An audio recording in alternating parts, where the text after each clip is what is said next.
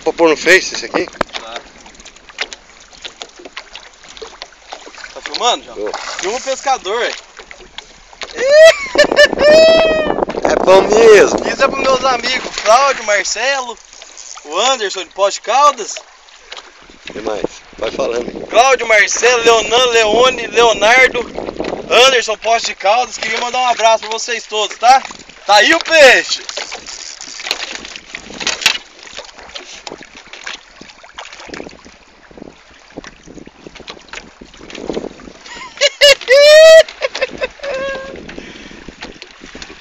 Aí eu preciso fazer assim pra pegar ele todo. Pegar inteiro, João? Enche a tela, enche a tela. Uau! É grande! 3 quilos. Agora pra você dizer a pesca legal, Vai ser só o tudo. nós capturamos o casal, o macho e a fêmea. A fêmea menor nós vamos soltar ela pra cuidar do ninho. Vamos lá. Deixa eu tirar uma foto com esse também, ó. Filma aqui eu com ele. Pera aí, João, nós vai bater a foto com os dois.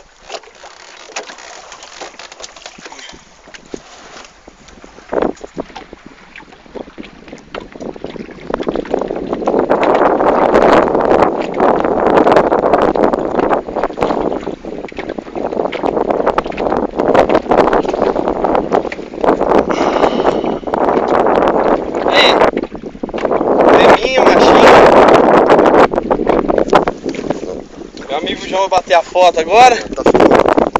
Aí, tá filmando.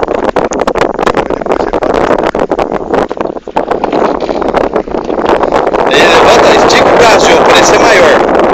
Isso! Fêmea pequeno, macho mais ou menos aí. O macho eu acredito uns 2,5 kg mais ou menos. Peixe muito bom.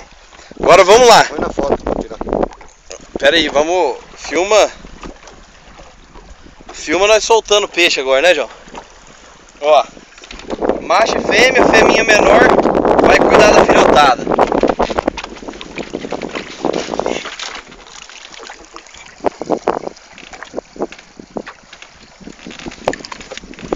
Aí. Bora. E o macho vai pra frigideira. Agora eu vou tirar aqui.